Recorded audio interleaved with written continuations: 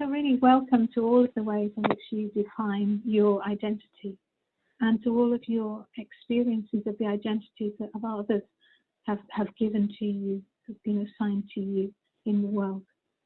And welcome no matter how you define yourself in terms of sex, gender, skin colour, sexuality, class, age or religion.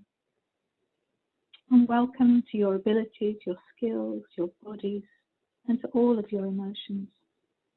And welcome if being in groups of people that you don't know so well feels comfortable, and a really warm welcome if that's not the case.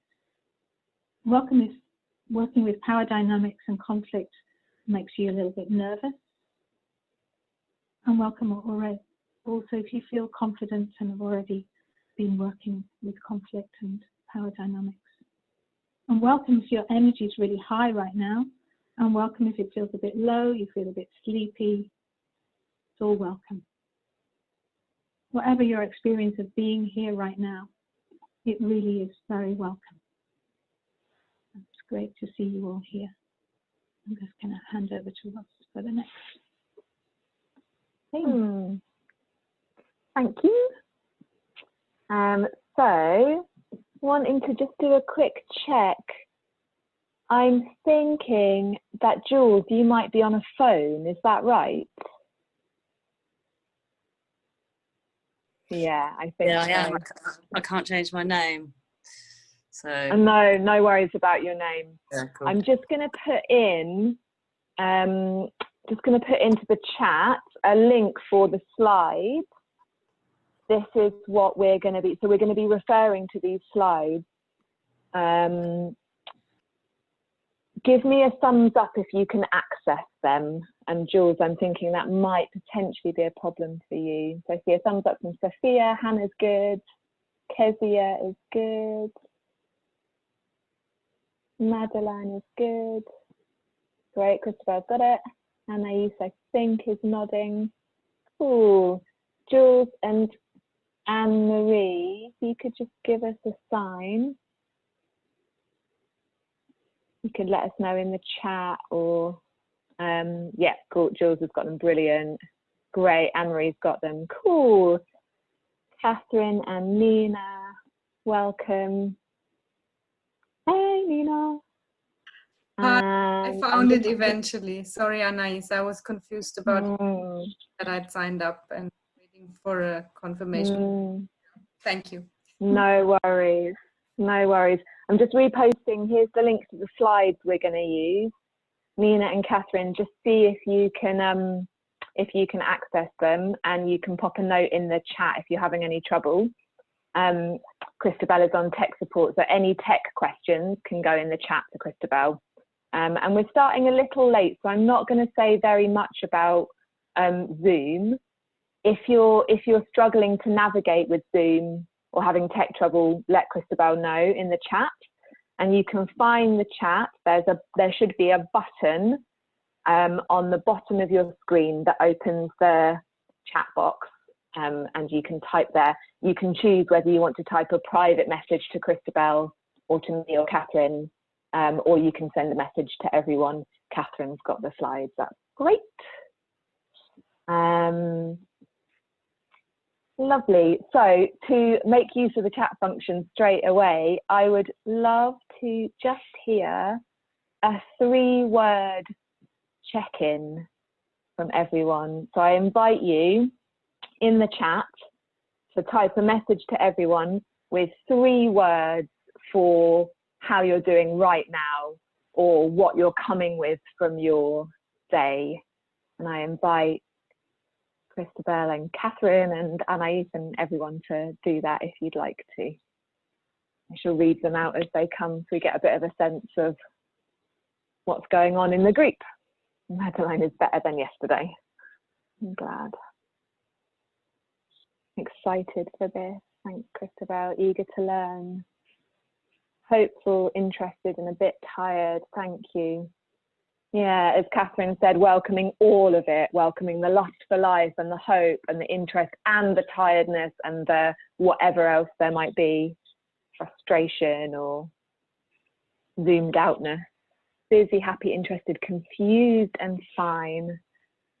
Excited to learn as well. Thank you. Excited, stressed, tired. Thank you, Sarah. Tired, curious, and mixed.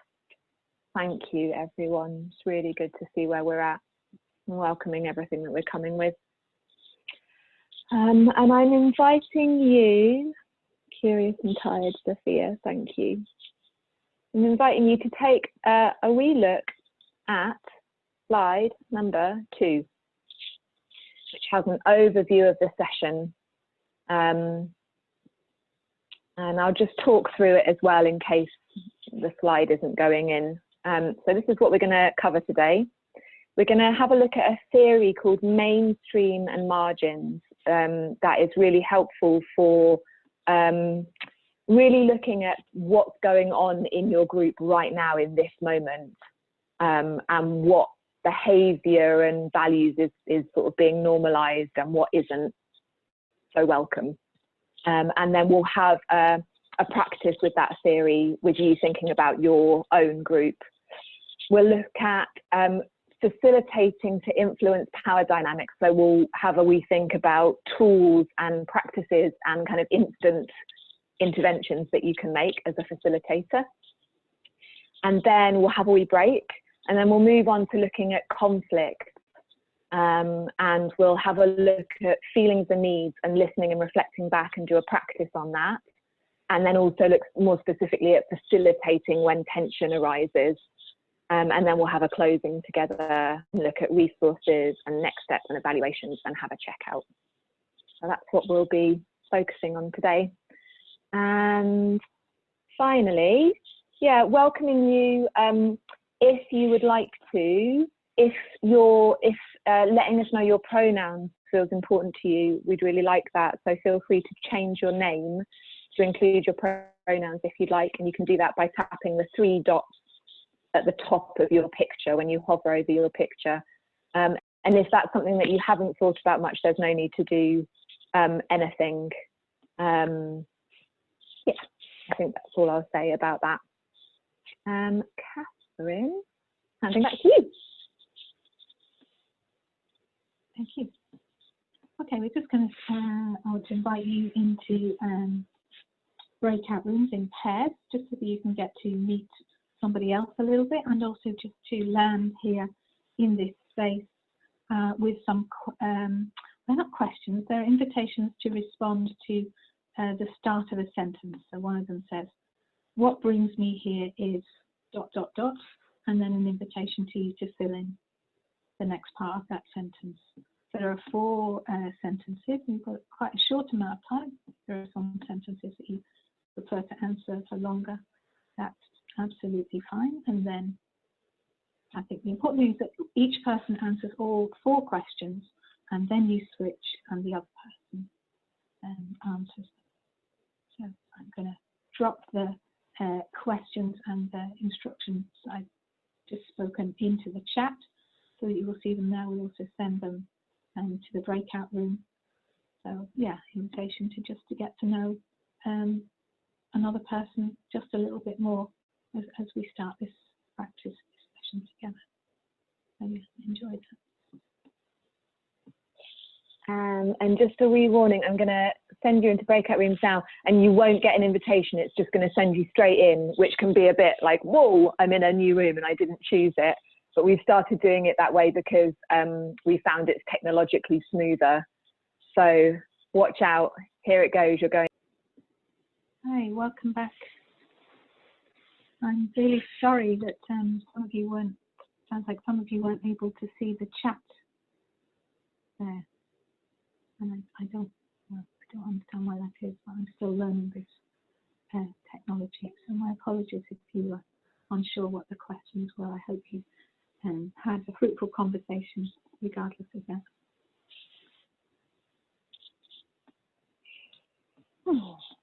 Okay, let's talk about power. Thank you.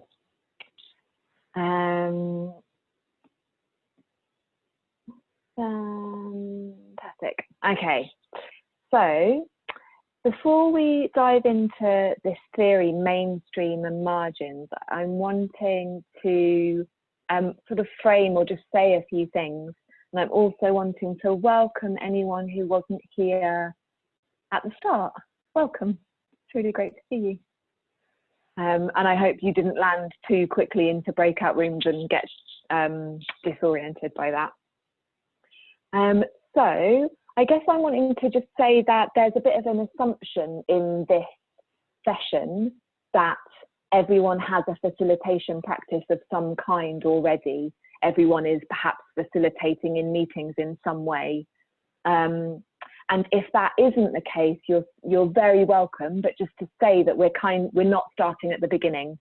And if you would like some more material on starting at the beginning, but missed the session that we did last week, you could, I think, contact CAG and perhaps get the materials from that session. And I hope that what we're going to do today will anyway be accessible for you, but we're not starting right at the beginning of what is facilitation and what does that mean. And we are kind of touching on key principles and skills and tools, and we don't have time to go into those in great depth because it's a short session. So please don't feel like you need to master everything or even understand everything. It's okay if that isn't the case. So a lot of the things that we'll touch on are things to start to be aware of and look out for in your facilitation practice. And for some of you, they might be very familiar already. And in some cases, we won't even complete the learning cycle. So we might be going to mention some things and then ask you not to practice them here because we don't have time for it, but to take them back to your groups and your facilitation and start to practice them there. And I believe that Christabel or someone from CAG will be sending an email after the session to ask you if you'd like to have a facilitation buddy. And the idea of that would be that you match up with someone, and each of you might want to arrange a call to check in after this session and maybe say what you're taking away or what you particularly like to practice. And then the idea would be that you each go away and facilitate a few sessions and then check back in with each other and chat through how it went and talk about questions and just bounce off each other, basically. So that's a way that you could take what we're starting to talk about here and put it into practice. And at the end, we'll have a few minutes to look at what are the kind of key takeaways for you, like what's really jumped out at you from the session and how you'd like to take that into a next step, a manageable next step. So now we're going to have a look at this theory, mainstream and margin. And you can take a look at slide 4, that's where we're going to start. And this theory is one way of looking at power dynamics. And there are lots of other ways of looking at power dynamics. So just to say a bit about that, we believe that we can't avoid power dynamics, and we can't avoid being implicated in them.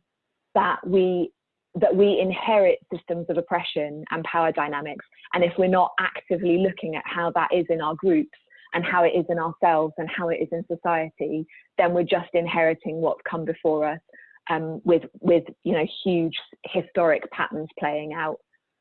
And we also believe that we're just going to make mistakes when we start looking at this and becoming aware of this. There's no way to avoid making mistakes. And that, I guess our belief is that we have a beautiful chance here to start looking at power and how it plays out. And these things can so easily just go unspoken of and be really hurtful and really painful and just flow underneath the surface of everything. So our beautiful chance is to start to look at what's going on there and increase our capacity to sit with the discomfort of that and sit with the discomfort of being implicated in that. And hopefully to be able to use the privilege and the power that we've got to bring to maybe, as a facilitator, to maybe be able to support people who have ongoing life experiences of being othered, that are incredibly painful to them, and maybe even to bring compassion to people who haven't started the journey of being aware of the power that they hold, and to be able to help them to become more aware.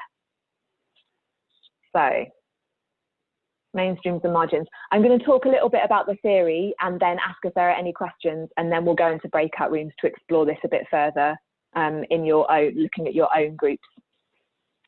So, on slide 4, this theory was developed by Arnold and Amy Mindell.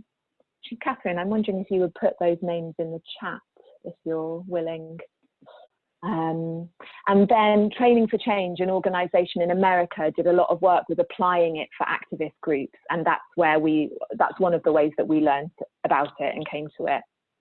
And it's a diagnostic tool, so it's a way of looking at the groups that you're in that moment, and really looking at what's going on for people, or what the experiences are in that moment, and what is the norm in that group, and what is subtly or not so subtly not welcome. So this is less about kind of isms, although it may well run along the same lines as power and privilege and rank, but it isn't only that, it's looking in more detail.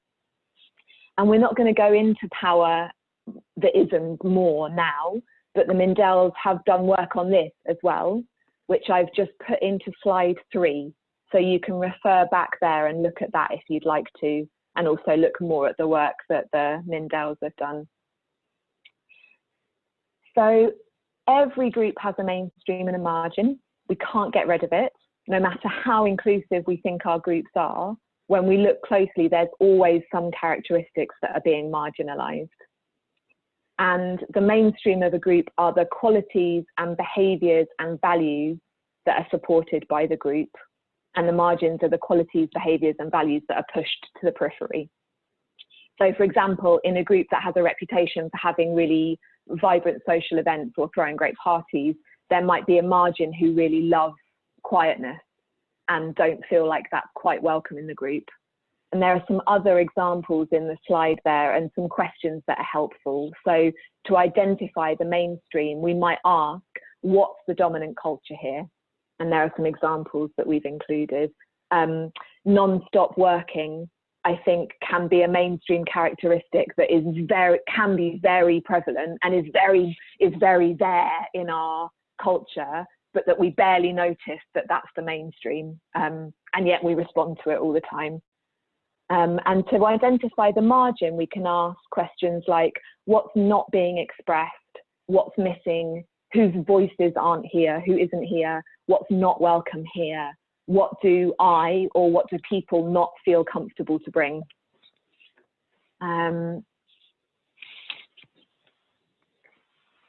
So the mainstreams and the margins in a group are fluid. You could have a look at slide 5. Catherine, I think there's a little bit of feedback coming from you. Are you able to mute, or is that technically difficult because of the phone thing? Yeah, cool, thank you. Yeah, so as a group evolves over time, different qualities will shift between the mainstream and the margins. So the dynamic is always changing. So for example, the group that parties might notice that the margins who like quietness are there, and might develop practices to bring that more into meetings, for example, to have like quiet reflection in meetings. And each person in a group might have some characteristics that are in the margins and some characteristics that are in the mainstream, and that too will evolve over time. And it's also possible that I might be in the mainstream, feel very much in the mainstream in one group, and feel very much in the margins in another group. So it's not like the whole of a person is always in the mainstream. There's a lot of variance between people and groups. And the mainstream isn't about numbers of people. It's not the same as the majority. It can be a very small group of people in the mainstream, or a big group. And yeah, maybe some more about the definition. So that the mainstream really sets the culture of the group. They understand the rules, they understand how things are done, and what the communication style is. And the people in the margins are those who have to adapt to that mainstream. So if you hear or feel things like like the following. These might be signs of the mainstream. So people might feel very at home in the group. They might say things like, we all think, or everyone knows that, or this is normal, or that isn't appropriate. That can be a sign of someone who's standing more in the mainstream. They might talk confidently in the group, and they'll get listened to by others easily. They might take on more visible or more responsible or more recognized jobs. They perhaps might not notice that some people have different experiences or beliefs. And they might put a lot of work into the group and feel very invested in the group and very at home in the group. And the margins might look like almost like the reverse of that. So they might leave part of their identity at the door in order to fit in. They might do work that's undervalued or not noticed, or they might not take on jobs at all. They might feel more isolated or less listened to. They might feel they aren't included in decision making, and that might very well be true, that they are less involved or have less access to decision making. They might feel less confident in the group, and they might express views that seem irrelevant or outrageous or all sorts of other things to the mainstream. And really crucially, people in the mainstream are much more likely to be completely oblivious to there being a mainstream and a margin. That's just a characteristic. It's not about them being bad people, it's just how it is in the mainstream, which is something that I find really helpful about this theory. Yeah, so this model can really help us take a closer look at how things actually are in our group in that moment. It's really helpful, I think, because it kind of normalizes this idea, like, yes, this happens for all of us. This is in all of our groups, and it's normal that if I'm in the mainstream, I'm less aware of that, and therefore there's work for me to do in becoming aware. But it's not my fault that I'm not aware in the first place. It's part of how it is. Yes, and as the dynamic starts to shift, and hopefully the margins come more into their power, or perhaps find a way to offer feedback to the mainstream, that can feel very confusing and challenging and maybe unsafe for the mainstream. They might feel attacked. And if the mainstream can become more aware, maybe through this theory, and be able to sit with that feeling of discomfort or unsafety, it can be an incredible thing for the group, because they can come to a place where they might, the marginalized behavior might be able to start coming more into the mainstream and have more flow between the two, and the group therefore becomes richer and more resilient. So knowing about this dynamic can be really helpful for the mainstream to take responsibility for the things that they're not seeing or their blind spots, and start to work with them. And facilitators, us, we, knowing this can make really thoughtful choices about what the mainstream might need to assist them to recognize and renegotiate the power dynamics or the relationships with the margins. Yeah, I think I'll stop there. That's a lot of talking. Catherine, is there anything you'd like to add before I ask about questions and then we go into group? No. Cool. So then we're going to go into little breakout rooms of 3 or maybe 4 people, and I'm going to ask you to look at slides, pick a slide, which I'll explain a bit more in a minute, like slide 7. So ask you to start thinking about your own groups and where you're recognizing mainstream behavior and marginalized behavior or attitudes. So before we do that, are there any clarifying questions that would help you to do that activity, or anything you don't understand or that I didn't say clearly about this theory?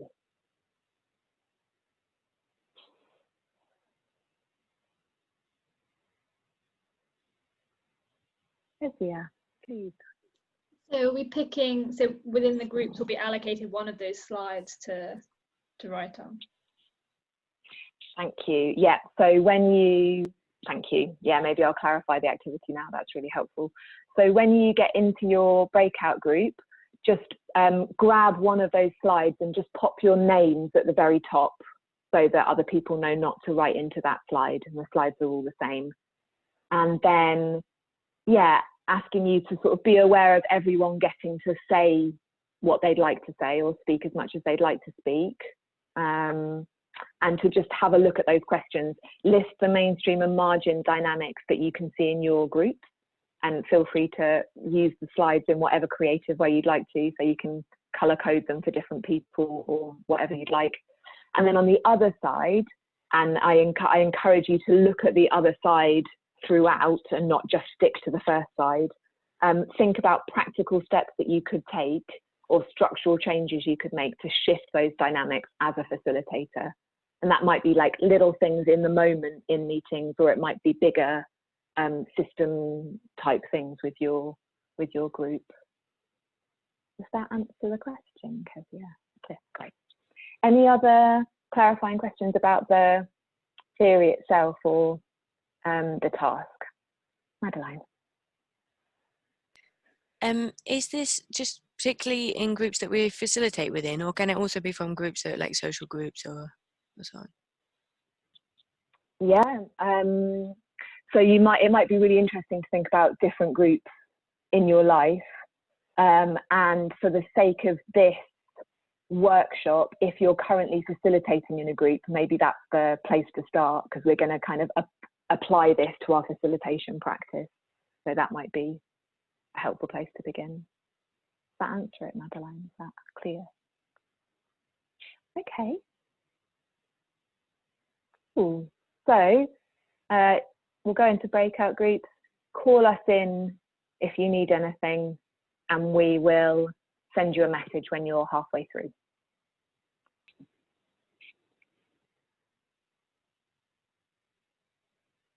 Welcome back, everyone. So very short amount of time to start getting into something very intricate. We're gonna go on to do a bit of an ideas storm as a group around ways that a facilitator can start to interact and disrupt these power dynamics, or the mainstreams and margins. Just before we go into that, just for a couple of minutes, are there a few people who would like to say anything that kind of really struck you from that group discussion? What was a thing, a nugget that popped out at you? And it'd be lovely to hear briefly from a few different people. Joe, and then Kezia, I think.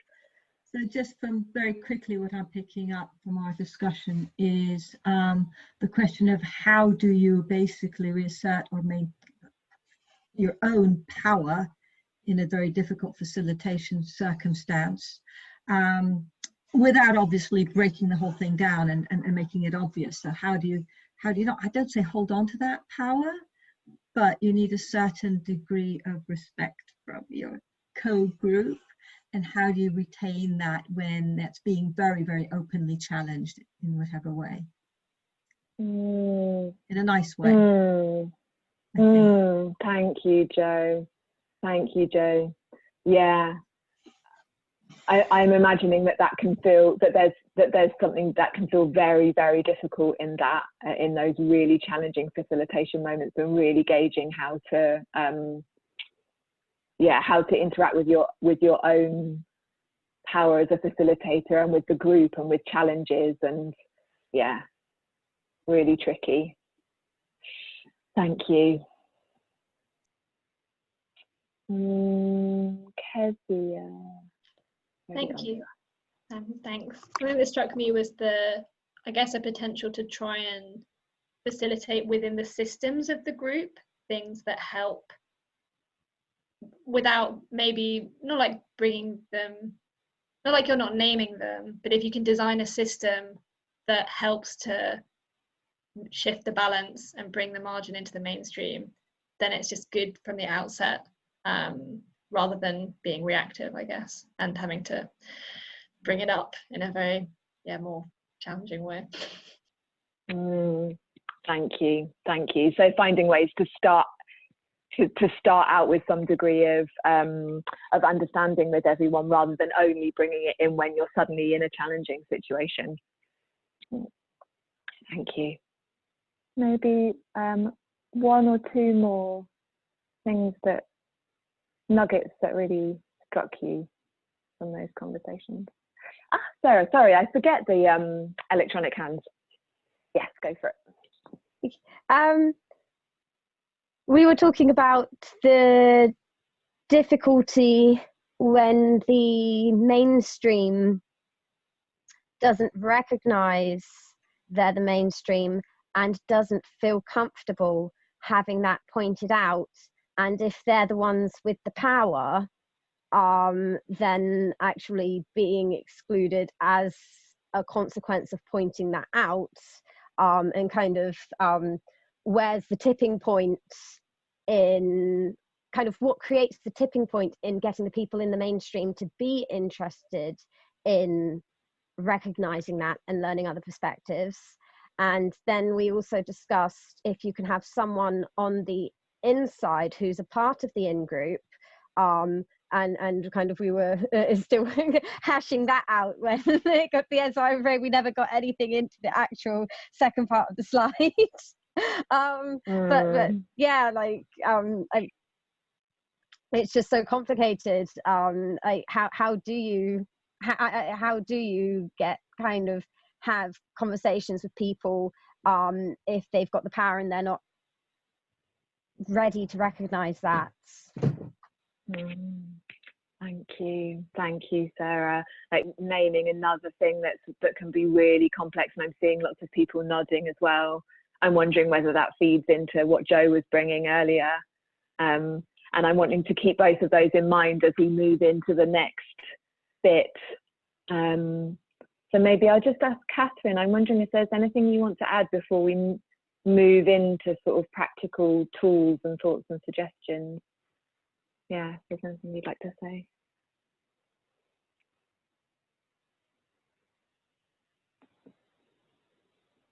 I'm loath to say anything because I know we're a little bit tight on time and there is much to say about this. So I think maybe we should move on to the next bit. Okay, cool. I'll ask you again at the end of the next bit. Okay, so bearing those things in mind that we've just touched on, have a little look at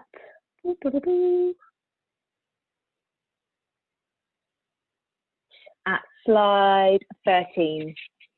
So facilitating to influence power dynamics.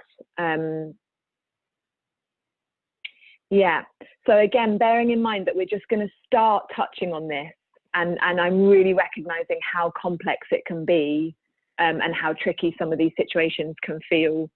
I would love it if we could explore tools, ways that as a facilitator you might start to be influencing power dynamics. And there are three categories here. So there's instant interjection, so things that you can do in the moment, in the difficult moment.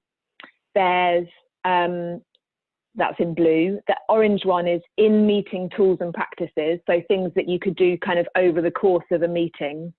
They might be super simple tools, like for example, moving into smaller group discussions, for example, might be a way that some people can have their voice heard where they might not feel able to in a large group.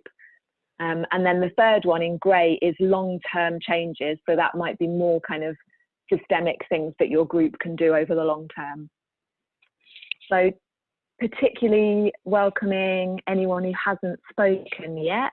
It would be great to hear what thoughts and suggestions you've got about these. Madeline, please. And Catherine's going to scribe for us.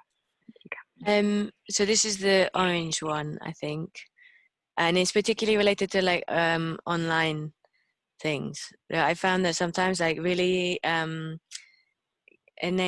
giving people permission to use the chat window rather than speaking aloud then some people who have who are not confident in groups can have their point made when they might not feel confident speaking it with words.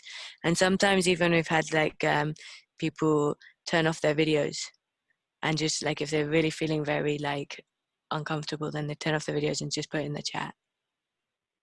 Thank you. Awesome.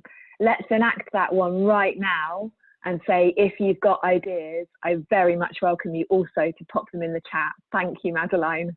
That's really helpful. Yeah, so feel free to pop them in the chat as well. Brilliant. Sophia, please. Yeah, I'm not sure if it makes sense. But so I'm also a researcher, and so sometimes what I'm facilitating are group discussions and group interviews, and I find that visual aids can be really helpful. And I think it has a fancy name. I can't remember the fancy name, but it's something like, yeah, having pictures basically, and then people can pick one and tell a story from that is really helpful in terms of making sure everyone gets to speak, and also making it more accessible for people who might not just have a story pop into their head. They have something to go from, and yeah, it could be just having something something physical to inspire something to talk around. Thank you. Yeah, so visual aids, so people can access things in different ways. And I'm imagining there's lots of different ways that we could do that with visual aids, but with other kinds of ways in for people as well. Awesome, thanks, Sophia. What else? Phoebe. I think and then Christabel. I think this is one for the long-term changes, and it's sort of 1+. So giving lots of opportunity for different facilitators. So not just always having the same person facilitating a meeting or a group, but working on a sort of rota basis to give everyone who wants to an opportunity, and then also in encouraging more people to volunteer for that. So in the literary group that I facilitate, we have a sort of guide to session leaders. So creating kind of cheat sheets and documentation to help people, to support people who may not have done so much facilitation before, in encouraging them to have a go at it. Yeah, writing sort of top tips or providing resources for them to start with, so that you're not just encouraging the same people volunteering all the time, but keeping fresh blood in the facilitation role. Awesome, thank you, Phoebe. Perfect. Christabel and then Anne. This is, yeah, it's actually, it kind of includes what Phoebe was saying, and it's a bit more kind of abstract, but having bringing attention and giving space for reflecting on the process of the way that group meetings are taking place and conducted. So that could be like having a space at the beginning and end of a session every month or something to talk about how things are going, and then like bringing in those methods of sharing power, like rotating who is facilitating, or having particular like themes to discuss that are maybe more marginalized, those kind of things. So I guess it's just like making explicit that process of meetings and group work is important, and paying attention to them. Thank you, Christabel. I'm going to come right to Anais. I saw your hand, and also wanting to, yeah, Sarah Louise was saying, love the top tips idea, Phoebe.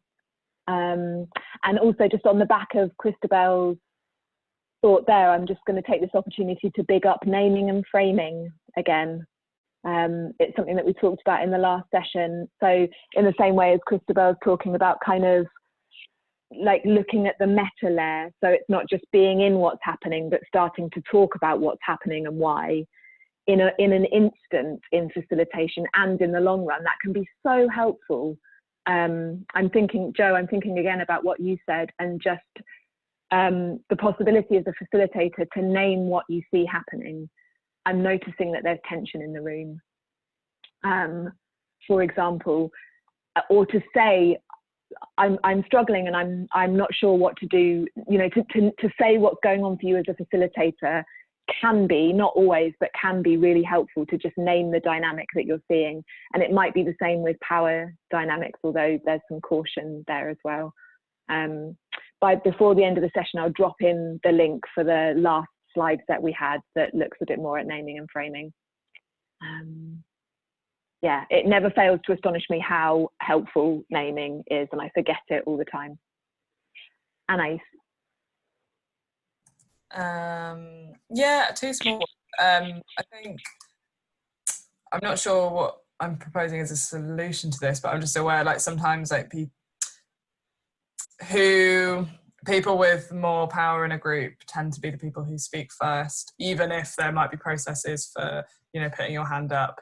That, you know, some people will be quicker to come to, you know, to be able to express their point. And I think I've definitely found it in groups where I felt like I had less, you know, less knowledge, less, you know, I don't know, I would sort of, you know, what some people would suggest first would then kind of steer the direction. So maybe that's, I don't know what a process would be for sort of preventing, you know, or like allowing further people to, you know, different people to speak.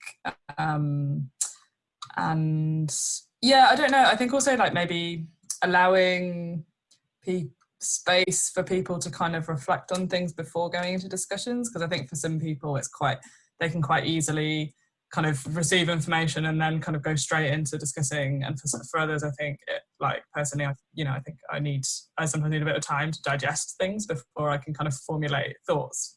So I think like Thank you, Anais. Perfect. Hannah, I see your hand. Loving that second example, Anais. And yeah, I just wanted to drop, for the sake of time, just drop in a couple of thoughts on the first one about, for example, taking hands out of turn and saying that you're going to take hands out of turn. You know, naming, I want to make as much space for as many voices as possible, so I'm going to go to people who haven't spoken first. Stop. So Madeleine saying instant interjection, asking what's not being expressed.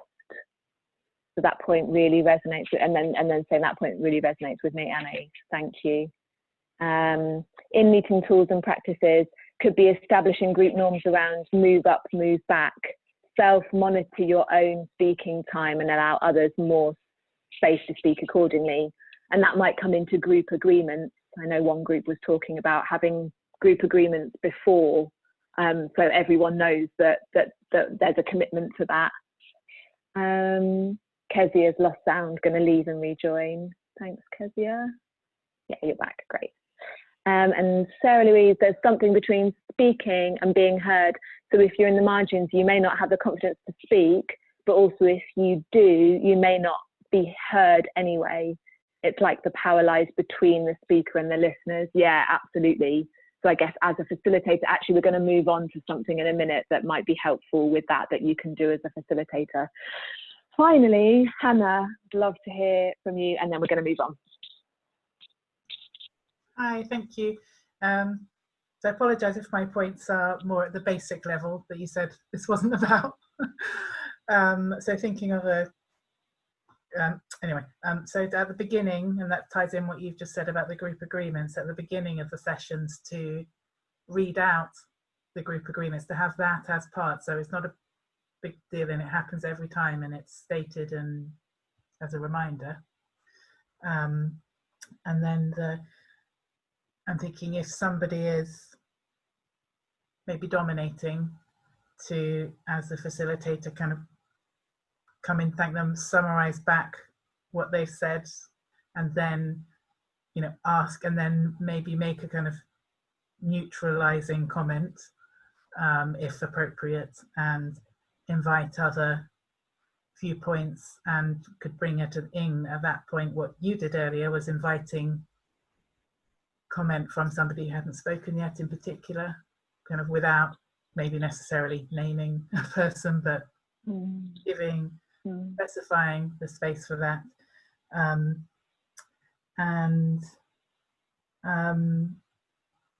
Something I've seen done and I thought it's great at the end of the session, again, kind of as a normal part of the session meeting, asking people what they liked or didn't like about how the group is working or being facilitated, in a just normalizing that open expression and being open to change and improving.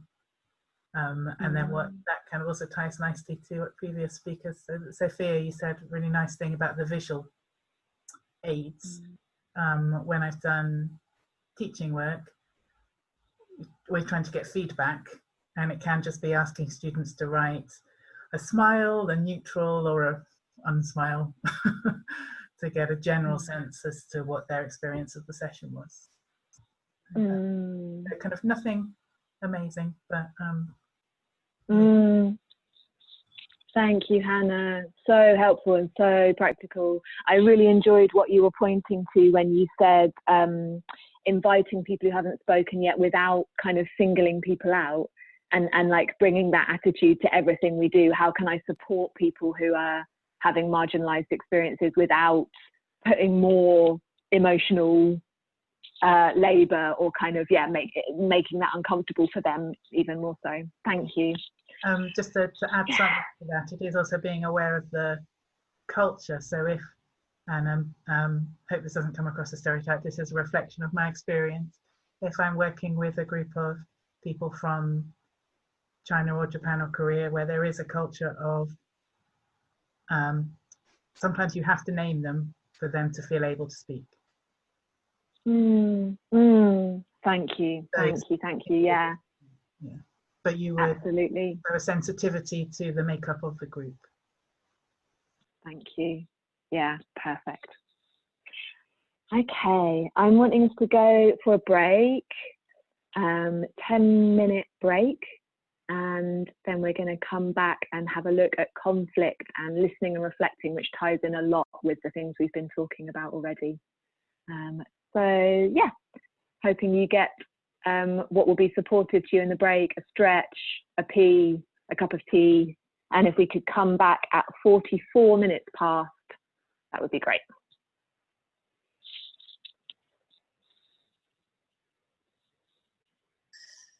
Hi, hello? Hey, Jules. Hi there. Can I leave the meeting and come back in 10 minutes because I haven't got that much battery?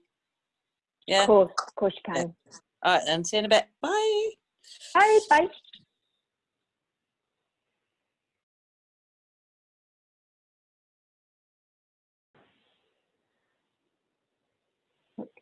Will join us in a few moments.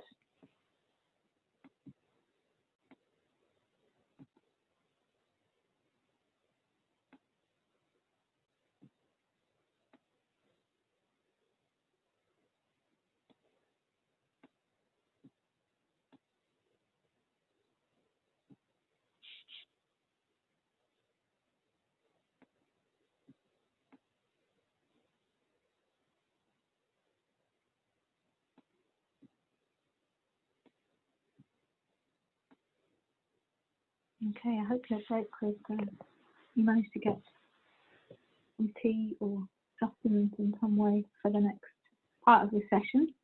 We're going to be looking at conflict in the next part of the session, and I just want to recognize how difficult sometimes it can be for us to be with conflict or around conflict. I know for myself, as is quite a dominant part of our culture, is to avoid conflict as much as possible and to push it under the carpet and not want to turn towards it. And perhaps it's not surprising when we live in a culture where there's a lot of blame and shame and punishment for people who get into conflict. Or there might be really good reasons why we don't feel so good about being in a conflict or facilitating when a conflict arises. I just want to acknowledge that there are impacts of our personal histories and our societal history that are going to be impacting on our willingness or our capacity to engage with conflict. And I just, in the next few moments, want to invite you to look at a slide. I'll know the number in a sec. Slide 14. And just to reflect on where you sit on this spectrum. There are two parts of the spectrum. First of all, the blue, where you are on the I hate or don't want to be involved in conflict, I avoid it as much as I can, to I love a good shouting match. And you can move these little figures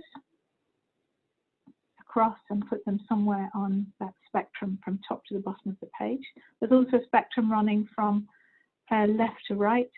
I've got no idea what to do when conflict arises in a group, to I've got a good idea what to do when conflict arises. And just, if you would like to, place yourself on that spectrum somewhere.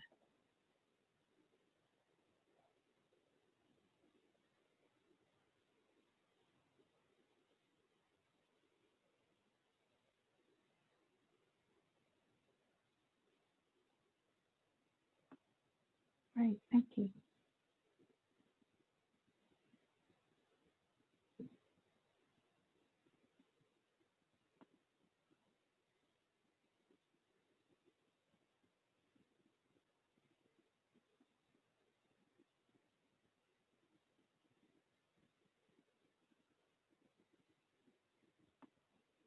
These little figures are tricky, aren't they, to move around?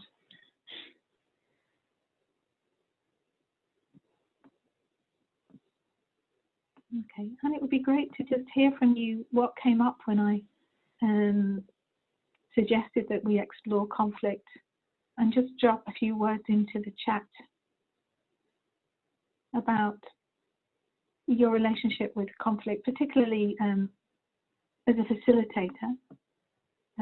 It's important, I think, for us to know what our relationship with conflict is, both in our personal lives when we're engaged or involved in the middle of a conflict, but also how it is when conflict arises in our groups and we're facilitating.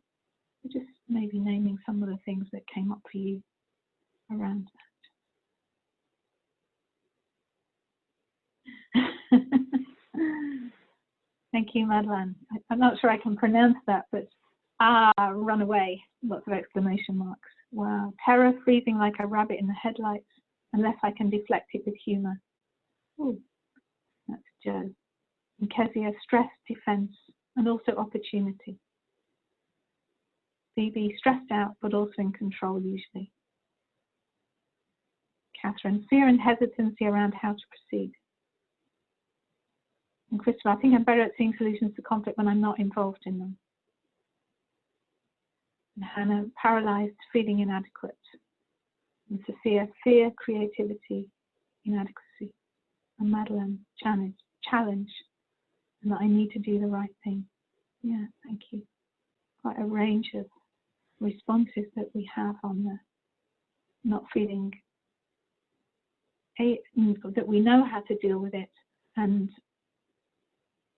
also feeling paralysed or fearful about it, but also some people mentioning the opportunity, and that's where I want to go now, because for me, I think that helps me think about conflict in a completely different light.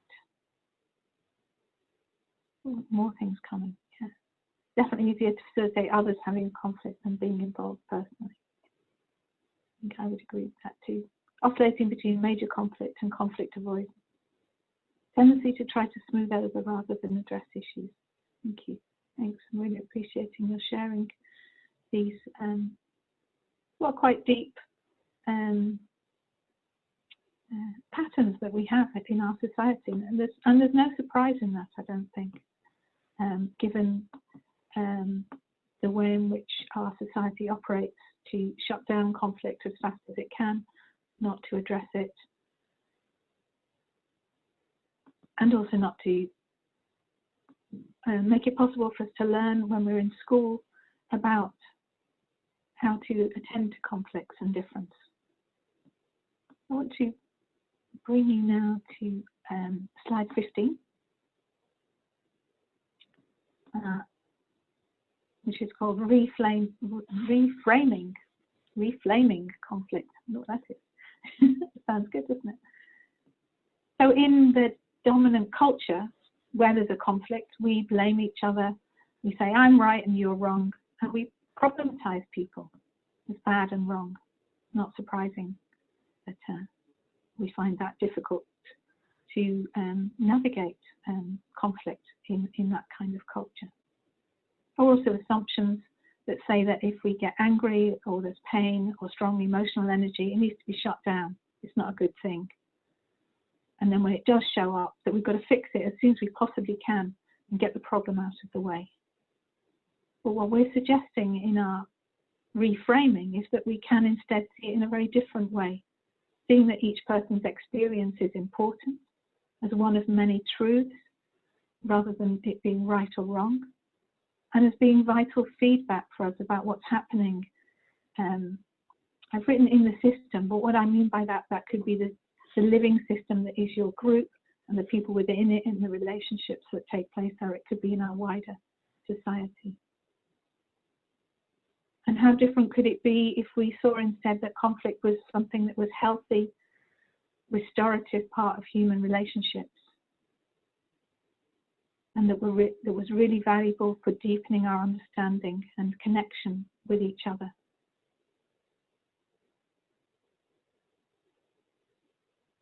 And that's the restorative part of it, relating to each other's experience and seeing it as a really healthy thing to engage with. And importantly, seeing it as feedback, essential feedback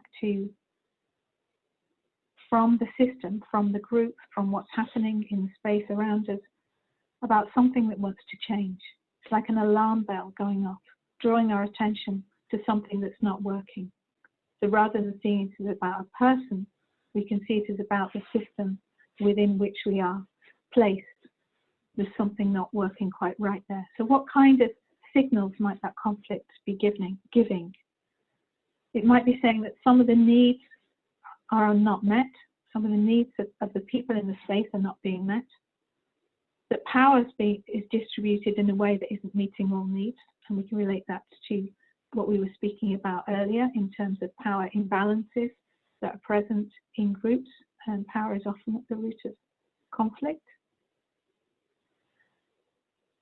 Maybe it's that there's conflict, the signal of the conflict is that we don't have a shared understanding of what we're trying to do together, so that our purpose isn't wholly shared between us all, so that we're pulling in different directions about what we think this group is for or about, or this meeting is for or about. And another place that conflict can be signaling is that our systems, or that's the organizational systems that we have in our groups, or the relationships or agreements, need to change or evolve in some way. So this reframing for me both says that every person's experience is really important, that they're bringing something vital to our group. Often we push people away when there's conflict, but actually what is it that this conflict, that this person is expressing through the energy of their response to something? What's it telling us about what's happening in our group? It could be a very different way of looking at it and depersonalizing it, in terms of looking at feedback, what's it telling us, but also seeing it as something that's recognizing that each of us have different experiences, and that's a route for connection and understanding.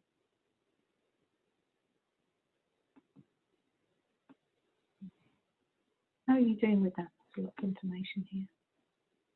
I'm going to move on to a little bit more information. Any questions on that?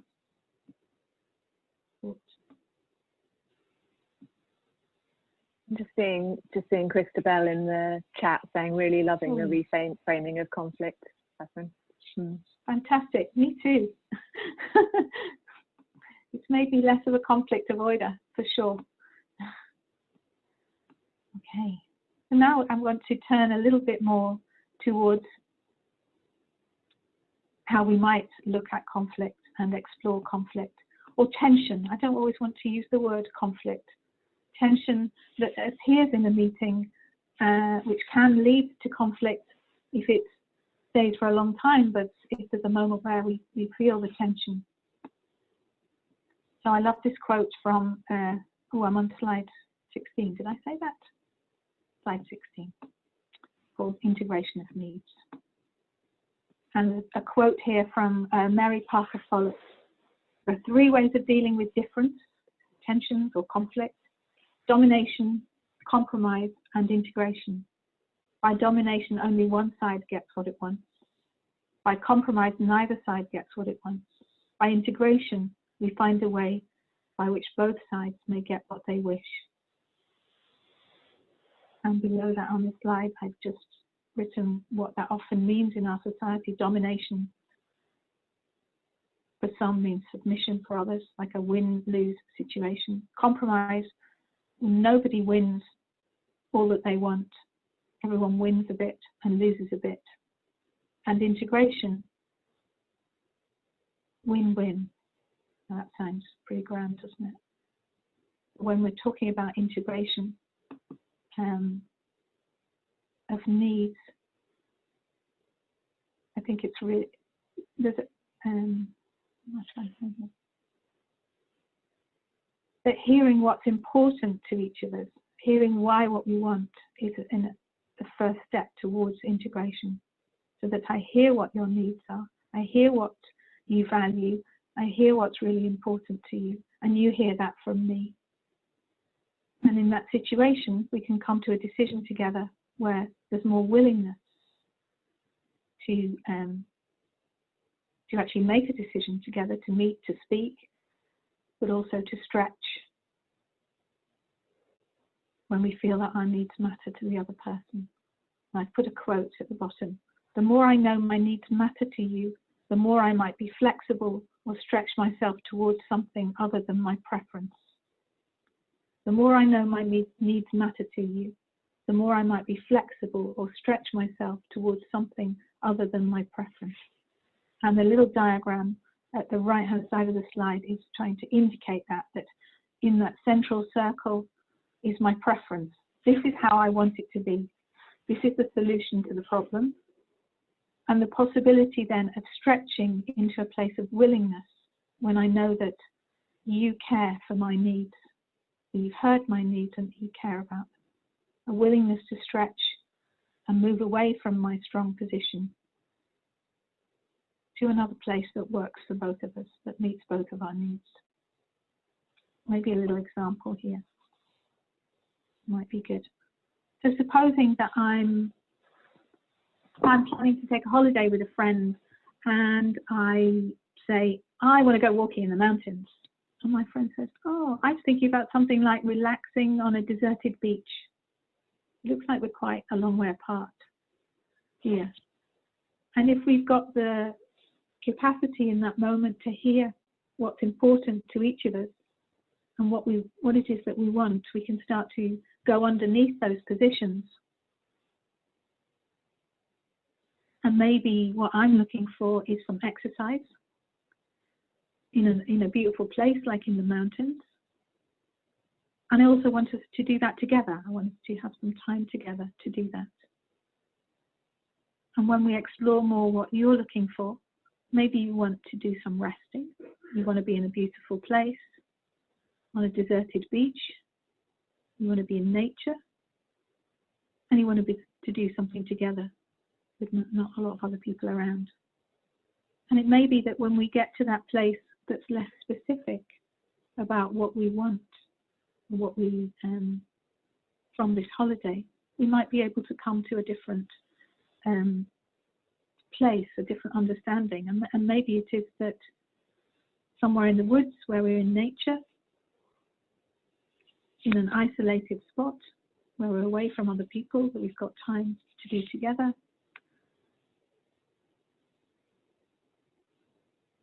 Where it'll also be possible to do some exercise, chopping wood, taking walks, and also for resting.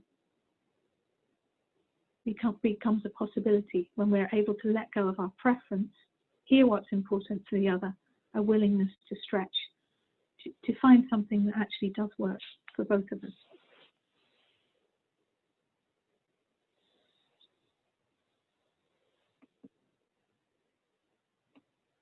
Give me a time check, Ross.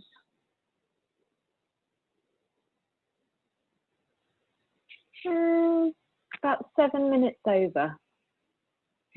Great. So in talking about that example, perhaps I could overlay that example on slide 17, which is called Getting Below Positions, and it brings together some of the things that I already spoke about. Moving from preference to willingness, the arrow on the left-hand side of the slide. My preference is my very strong position. I want to go walking in the mountains. Something very specific. And that as we dropped down and had a conversation and found out what was important about what we wanted, I found I was able to articulate that I wanted to be in nature, that I wanted to be with the other person in a relatively isolated place. So it's moving to something more general. And that it was at that place that we were able to meet, because there was commonality in what we were wanting from the holiday. And we were able to come up with another idea of a way to move forward. So we're moving from the specific to the general. But we weren't moving all the way down to needs. And I mean here needs in the sense of nonviolent communication, the universal needs that Marshall Rosenberg spoke about. Now later on there's a link to a list of those needs, which are more general and make it a little bit harder to find an agreement when I say what I need is something like connection or belonging or safety. Whereas if I stay at the place of what's important, it has more specificity to it. You know, I want to be in nature. I want to be together with you. I want to be in a beautiful place. So we can see both the value of reaching down to needs, but also that the non-specificity of that makes it a little bit harder to reach a place. So although we're moving down on that spectrum, or that from the place of position to needs, we may not need to go all the way to those universal and generalized needs. I think that's an important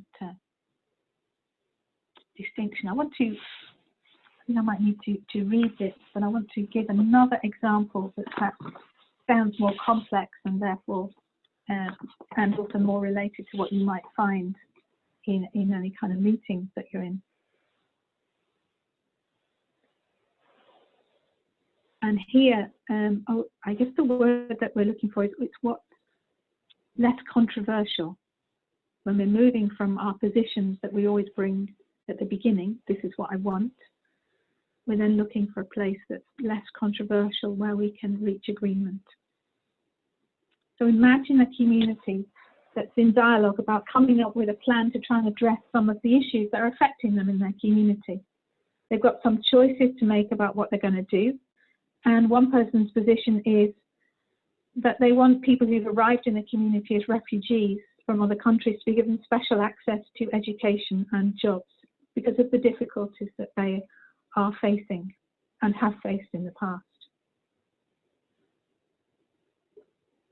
And another person's position could be, no way, my kids were born and raised here, they can't find any work, no way should these refugees be given priority or special treatment over my family. We need jobs for local people. This could look like a very polarized situation, and people holding positions that are quite far apart. So here it may be possible to go a little bit deeper, moving from the specific positions to something more generalized. What's important to both these people in their positions? What's a principle that they could both support? What they want, what's important about their position.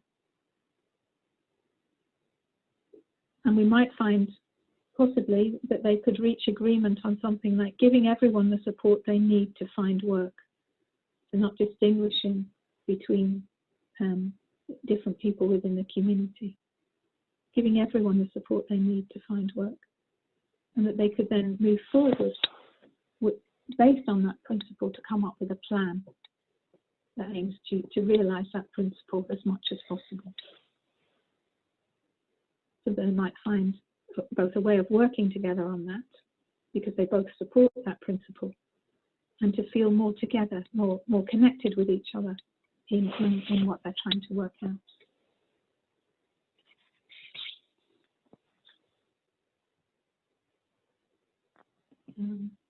There is an exercise on slide 18 that I'm not sadly going to invite you to do right now because of time, and we'll move on to another exercise.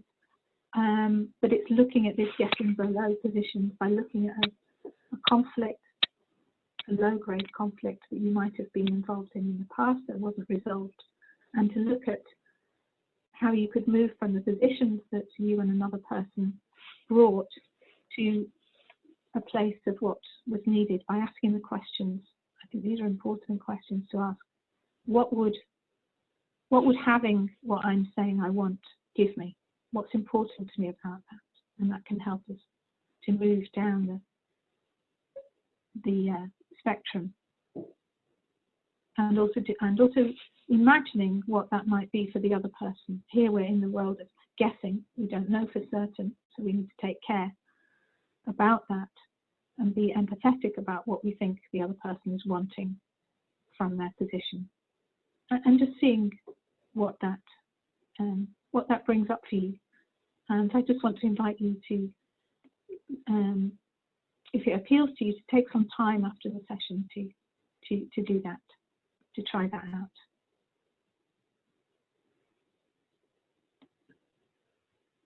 I want to invite us instead to move on to an exercise where we do exactly that, getting below positions to what's really important to someone through a listening and reflection exercise.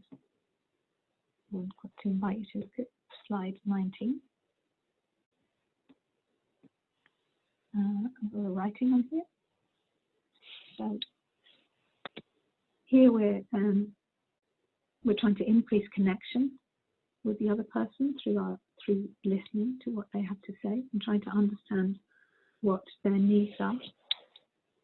And we're going to listen for what's behind what's being said, emotions, needs, what's important to the person, and asking that question, what is it that the person wants from this? And we're going to make, I love this phrase, empathy guesses. We can't know for certain what it is that underpins what people are saying, what the needs are that they're expressing. It's important both to be tentative about that and bring empathy. What do I think it could be that's underneath this? And bringing our best selves to that empathetic response, especially where we're in conflict with somebody. And in the exercise, keeping that reflection short and simple. So I'm going to invite you to decide who would go first. First person speaks about a topic. It could be, how are you right now? It could be, why are you here? It could be, how do you feel about working with conflict or facilitating conflict? Maybe the challenges of facilitating conflict.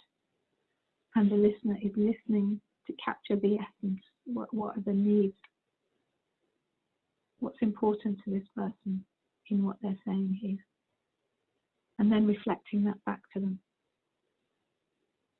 And I'm inviting the speaker to speak just for 2 minutes. And I think it's absolutely fine if you already, they've said quite a lot and you'd like them to stop, just to invite them to pause while you reflect back a little bit of what they've said so far, and then invite them to speak again. So that's up to you. It can be easier. I certainly find it easier to invite people to speak in chunks so that I can then, they can pause and I can then reflect back and then we can go on. So however you use that time, that's just about 3 minutes in total, both for the speaking and the reflection. And then a minute for the speaker to just say if there's anything else they want to add or anything that wasn't quite understood or was missed out in the reflection. And then to swap over and using the same timing. So I want to invite you into pairs for that, to break out rooms, and just to check. Before we do that, are there any questions about what I'm inviting you to do? Sophia? Just to make sure, because I think I didn't hear the last 2 breakout sessions, how much time we had. So we have 6 minutes now.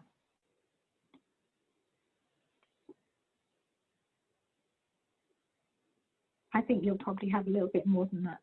Yeah. Okay. Each, it's going to be, you're going to have about 10 minutes in total.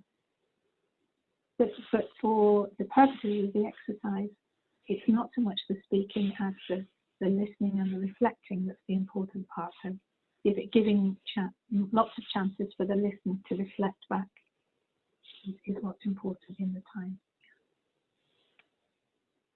So it'll be 10 minutes in total. Christopher. Just a quick clarification on what we're talking about. Can it be absolutely anything?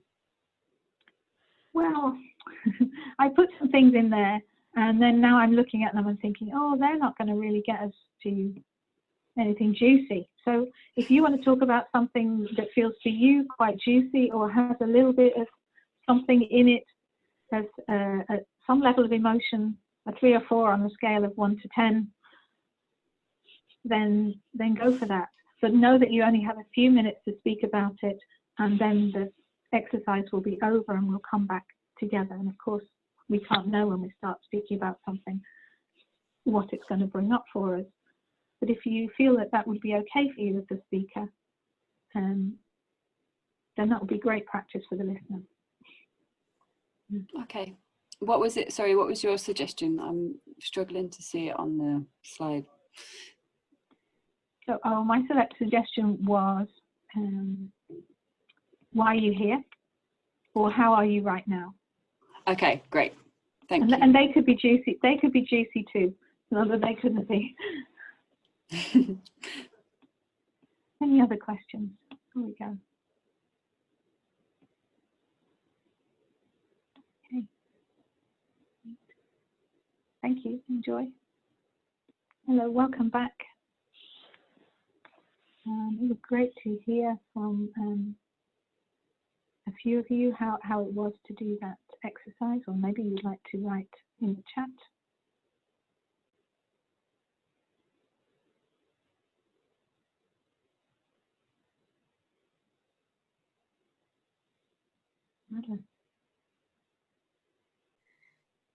I found that when they started talking about my needs, I felt like really deeply heard. I felt really like something melted inside of me. Thank you. I feel touched by you saying that. Yeah, about how impacted we are when somebody really gets us, or gets some part of us. Yeah. Thank you. Maybe. Yeah, I want to echo that and say that there is something amazing about having that attention being given to you, but then also the quality of listening. It kind of, when the other person was reflecting back what they'd heard, to then hear them kind of read between the lines a little bit as well. Like they weren't just repeating what you'd said. It was also like a sensitivity to what wasn't being said, or what was kind of what they could bring to that experience as well, if that makes sense, which I found really valuable, because it was that sort of insight into how I'm being heard. Yeah. And perhaps you're seeing also how that can be the way forward for what's actually important to people, in terms of attending to the tensions that might be present. Thank you. Speaking about and listening to needs can't be rushed. Yes, and the limitations of our time here mean that probably did feel a bit rushed. My apologies for that. Anyone else? Okay.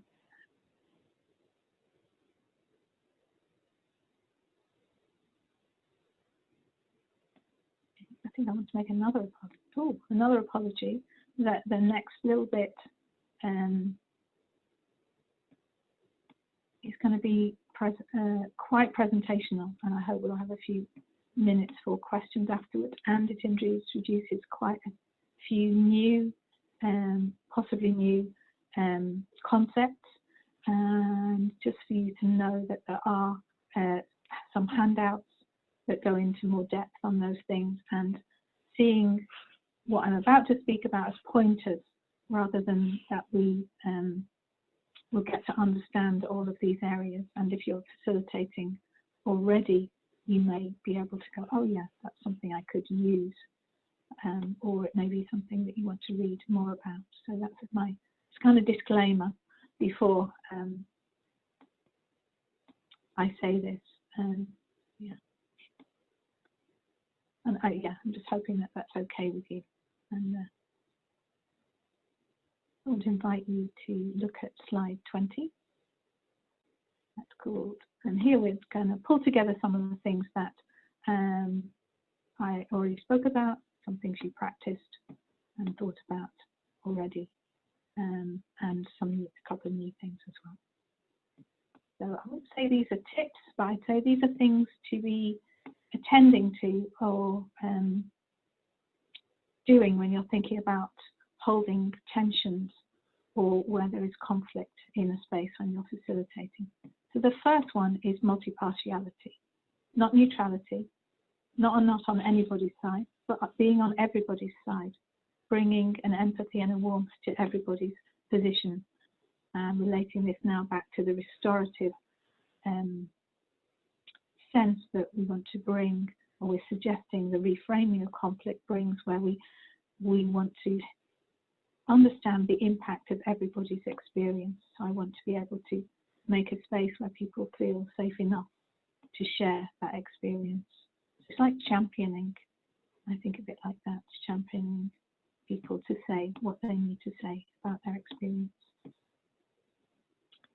The second one is naming and then framing. Ross already said a little bit about this, and if you were in the session last week, we did a little activity around this.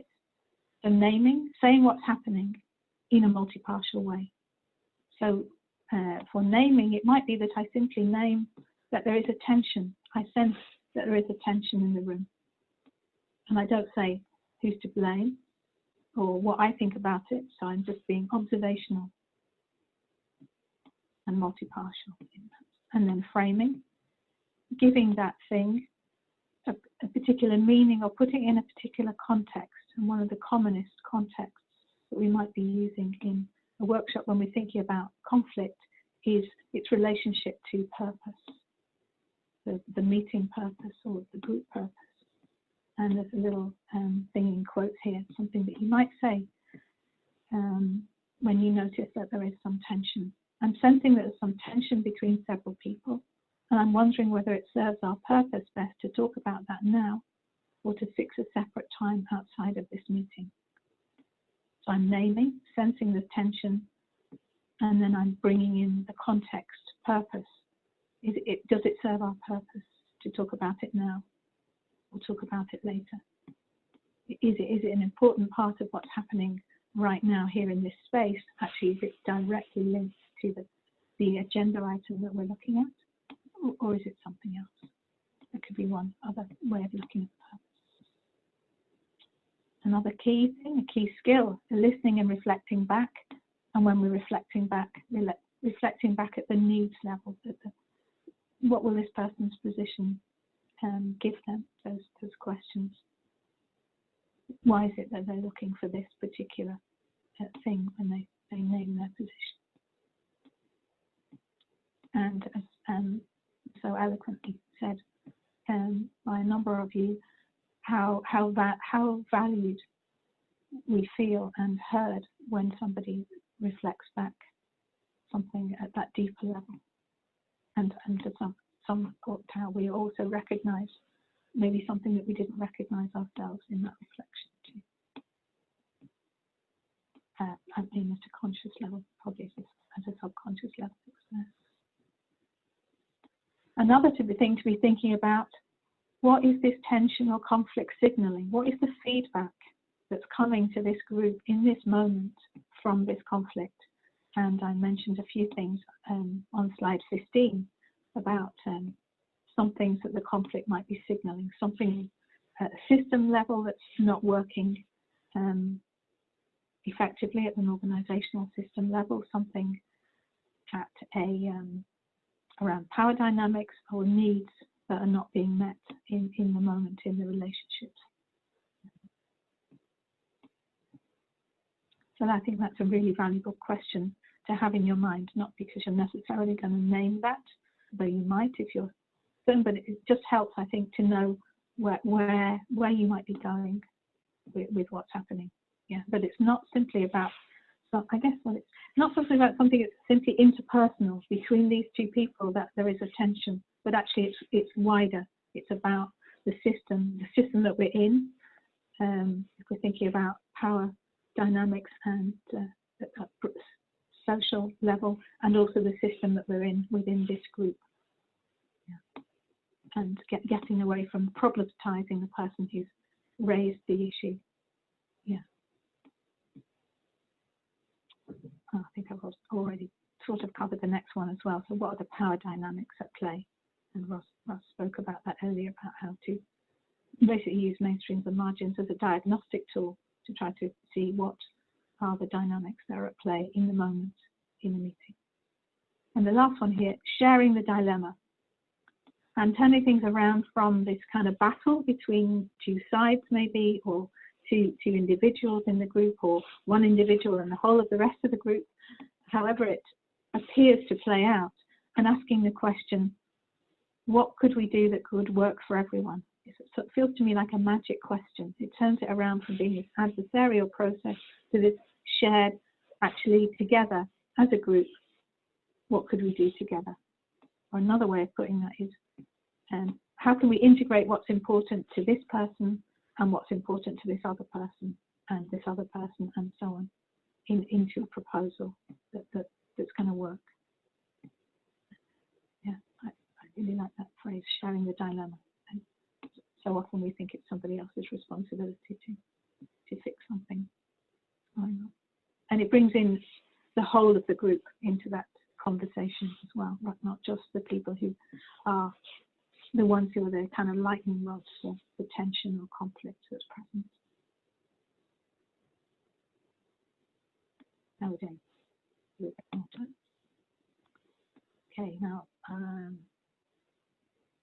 going to invite you to look at slide 21, which builds on this, and is a little map, I think, or flowchart for what you might do when a conflict is present or tension is present in a meeting that you're in. The first thing there is do nothing. That's a possibility. That's probably what we do quite a lot of the time when we're a little bit unsure about how to be with conflict or around conflict. It's the avoidance thing in a way. Do nothing. There could be a different kind of do nothing where we name the conflict or the tension in the room. So that's the naming process. I'm sensing that there's some tension in the room. And make a suggestion based on purpose that we move on with the meeting. purpose and the task of the meeting, and that we don't attend to the conflict or the tension there. Or to frame that tension in a way like, of course there would be tension around this. This is a really difficult topic for us to be addressing. And we had this in our meeting in Navigate just the other week, where we have a tension. It's an ongoing tension between developing in our internal systems and our ways of working together, and the external work that we do in delivering workshops and facilitating meetings. And that isn't about, that could be seen as one person saying, we've got to get these systems right, and another person saying, no, we've just got to get doing these things outside. But actually, the framing is, this is a difficult balance for us to make. It will always be a difficult balance for us to make. And that can, and it did in that moment, release the tension, because then there was a seeing that actually we weren't in competition, but we were always going to have to juggling that balance. So that's a naming and framing way of actually not really, of attending to it at some level. But I don't think it can be, my experience is that naming attention can really have an impact for a group, of settling people's nervous systems, because conflict and tension are tricky things. But if we can say, just naming it, it's there, it's okay, or whatever we need to say about it, it's a normal thing that happens, or whatever seems appropriate in that moment. But just the naming can really settle things down, and it may not, it may then allow the task to go on, and it may become the task as well, of course. Okay. Your friendly 1 minute warning, Catherine. Thank you. Yeah. I was managing to keep an eye on that myself, which was pretty good. So something that we just did, when you did the listening practice, you can do right there and then in the meeting. If you think this is what's going to be supportive, and you think you have got the capacity yourself as a facilitator to do this, it's just to turn to each person, probably turning to the person who is most in distress first, and inviting them just to say a little bit about what's going on for them, and then to reflect that back to them, and to really hear what's going on for them, and to do that for the other person, and also to ask if they've got any kind of request. That might be a request of the other person, it might be a request of the facilitator, it might be a request of the group, it might be a request of themselves, and it might not be able to be met, but at least there becomes the possibility for somebody to ask for something like a break, or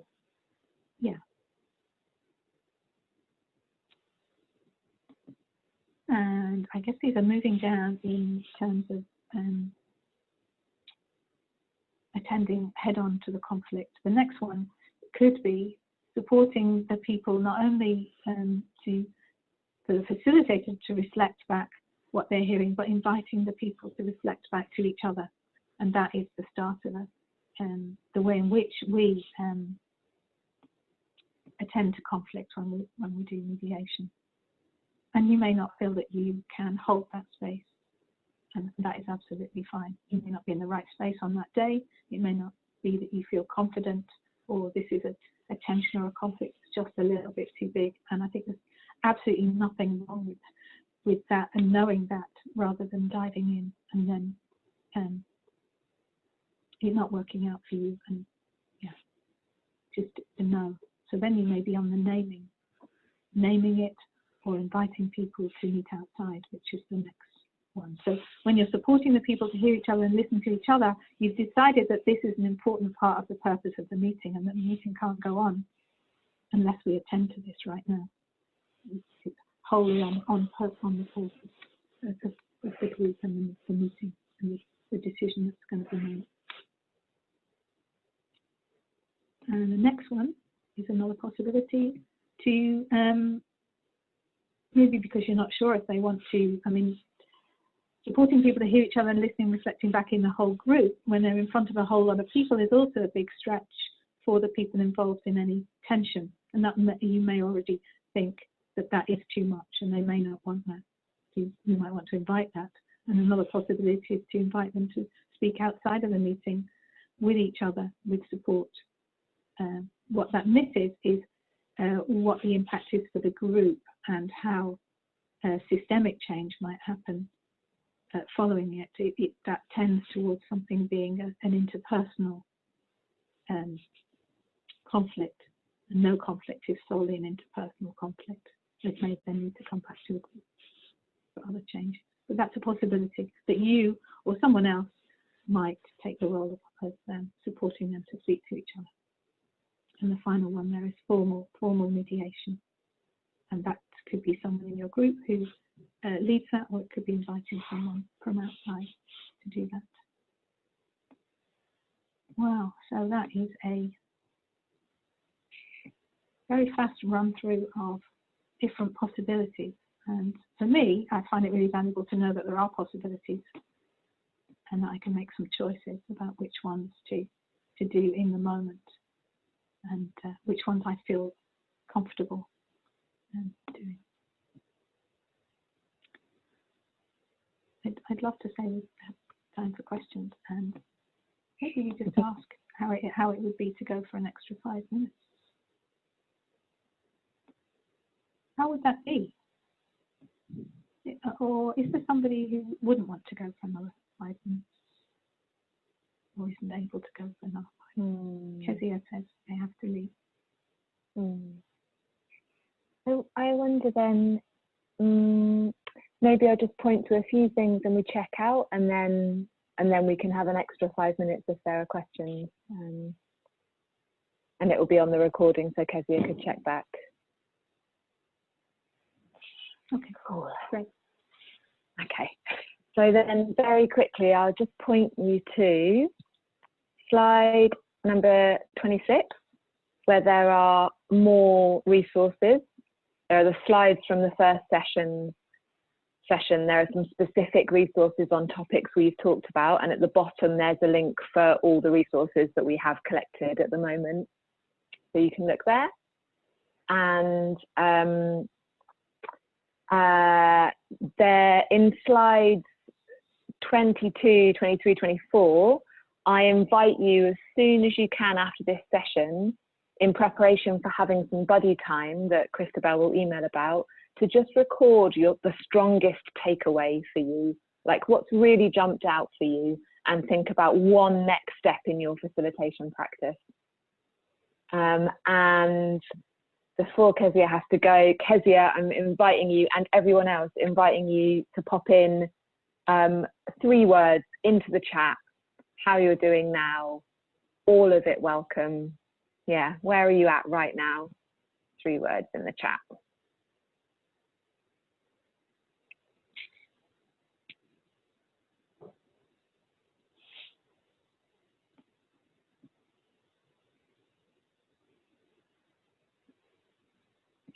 Tired, but more learned. Madeline, grateful for this opportunity. Sparked, stomach pain, sitting a long time. Yeah, Christabel.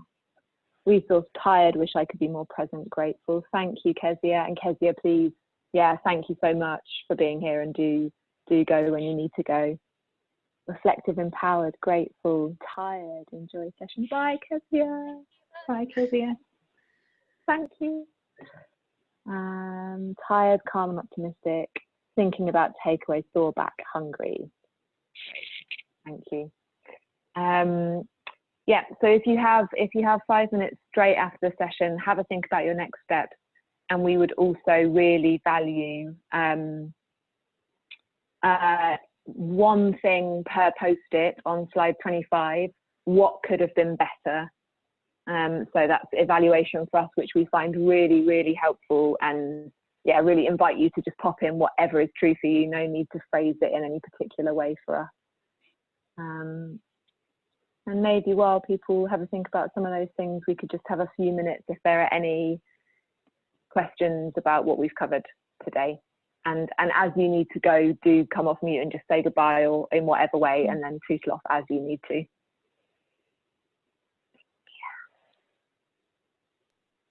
Quick question for everyone.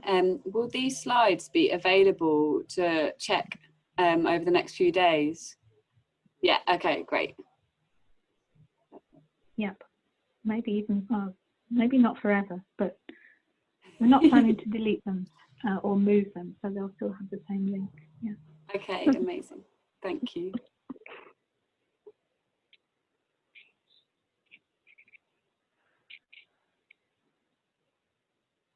Thank you, Catherine. Bye. Oh, gone already. Hannah's saying thank you. And Thanks, Hannah. Thank you. Thank you, Hannah. Any other questions? Another line. And then Sophia. So in the bit about next steps, so when it has support group, what does that bit refer to? Good question. I think that the group bit isn't meant to be there. So the support step is a think about what you might be able to do for yourself to support you, or what you might want to ask of someone else. And you could think about that in like wider circles.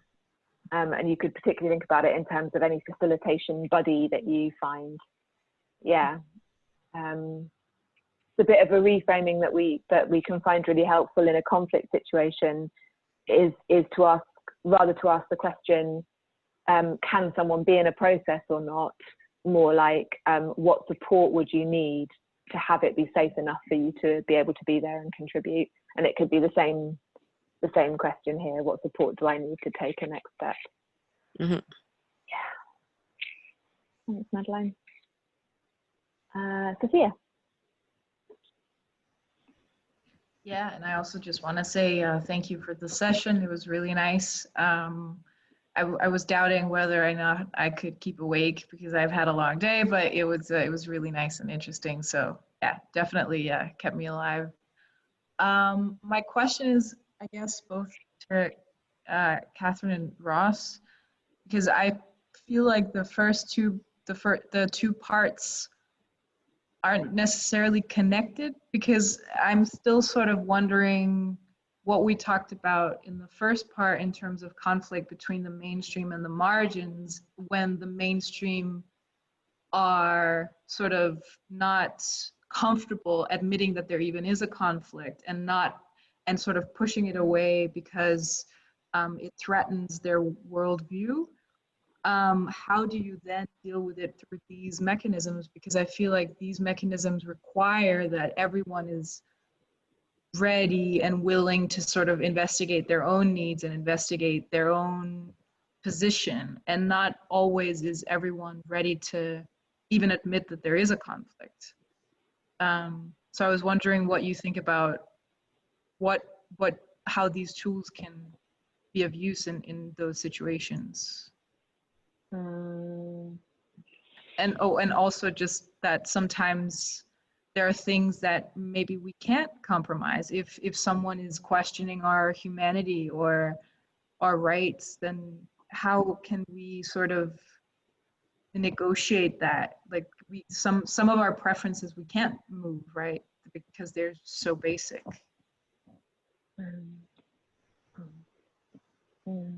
Thank you, Sophia. Go for it, Catherine. Yeah, there are a lot of parts to that question. Thank you. That was great. And I may not remember all the parts. On the last part about humanity and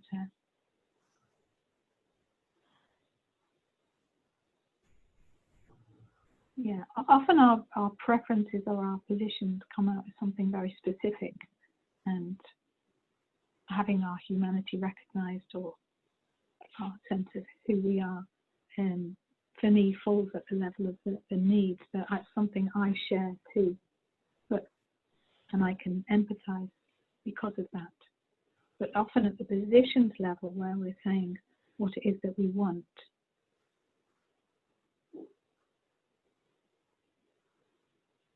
it's very specific, and it may not be something that I'm wanting at all. So that's my difference, I think, between what are things that are the needs underneath something and the thing that's at the positions level. Just think about an example.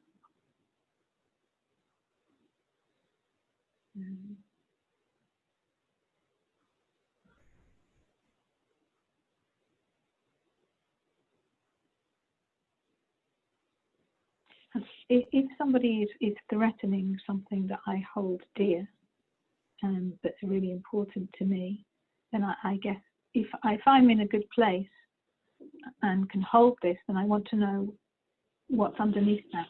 What's important to them about that. You know, possibly that's anger, possibly that's fear of something else happening, and I want to try to dive into that place. You know, you're saying something that could be quite damaging to me, but why? I guess you could think that's about people who are opposed to Black Lives Matter. There's one position and there's one that says, what is that? And what's under the one who doesn't want to recognise Black Lives Matter? What's underneath that for them? I'm interested to find out what that is. That's the way to start a conversation between those two quite polarised, very polarised positions. And it doesn't mean giving in or compromising. It just means finding out about another place. I think those are some words that you use, compromise. I don't see asking somebody why that's important to them is the compromise. Because I'm still... yeah, I just want to clarify that, because thank you, you're right, it's not a compromise, and I do agree that that is part of sort of the process moving forward, and that understanding where other people come from is what can help us change. But again, it assumes that the other person is willing and able to do that, and a lot of people aren't, also because they don't have to, because their position is the mainstream, right? Yeah. So it's again, and when you're in the margins in whatever situation we're talking about, it is also a lot harder you're spending a lot more energy on this while also educating the other person and sort of taking them through this work. So I'm just, yeah, I don't know. Because I do agree, but I think there's also something, who is facilitating this? Who is supposed to do this? Because it is also a form of education. Yeah,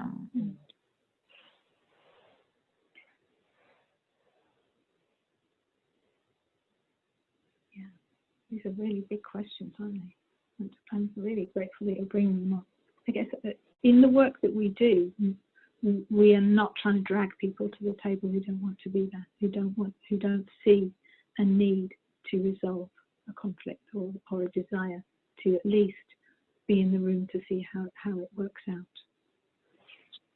But at the larger level, seems like a really big question. I mean, maybe it is that we start with those who are receptive as a society, who want to have the conversation and want to move things forward. And in terms of racism, I see a role there for me as a white person in talking to other white people about it, and not thinking that responsibility lies with a person of colour. But yeah, that is a massive question. But I'm really interested in knowing how to move forward on that when I think about many of the major conflicts in our society. And I can, at some moments, I can only think about the small ones, where who I can influence and who I can impact, and who's willing to at least come to the table, even where there are differences, to at least start that process. Yeah. Thank you for that question. It feels like a really big one. Sophia, I was thinking as you were talking, I was like really aware that we're talking on a much bigger level, or on a much more varied level than just the groups that we're involved in, but was really wanting to recognise that in all the different ways it could play out in groups. So it might be that a conflict plays out in a group, and it surfaces, you're facilitating, and it surfaces between two other people or other people in the group, and you feel resourced as a facilitator, and untriggered enough to be able to be doing that facilitation role. And it might be that in the facilitation role you feel really touched by the conflict itself, that it really plays into things, and that it's not right for you, you know, that you aren't resourced in yourself and it's not supportive to you to be anywhere near facilitating that, and then just naming that in the shortest possible fashion and finding the support you need outside of that situation feels like utterly the best possible thing that we could be doing. Yeah, I definitely don't think it's like engagement at any cost, and there, yeah, like what am I resourced to do would be the first question. And it also had me thinking about the way Dominic Barter talks about, I don't know if you've come across Dominic Barter, talks about the conflict kitchen. So I'll put his name in the chat. He says, as humans, we recognize that we need to eat regularly. So we build a space for cooking food. We don't wait until we're hungry to build the place where we're going to cook our meals. And similarly with conflict, if we take that reframing, of course we're going to be in conflict. We're humans. Of course that happens. Let us build our space for conflict together before we're in conflict. And just thinking about how that can, building a conflict system or talking about conflict in a group before you find yourself in conflict could potentially help to like oil the wheels of those thoughts, so that when it's really difficult for people to even, as you said, even recognize that they're in conflict or recognize that they have been really challenged in some way, the conversation has already been had in some form. Was another thought that came.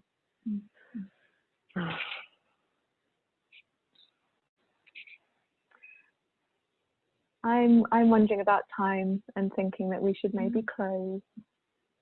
It's been long days. I want to thank you all so much for being here and the skill and experience you all bring.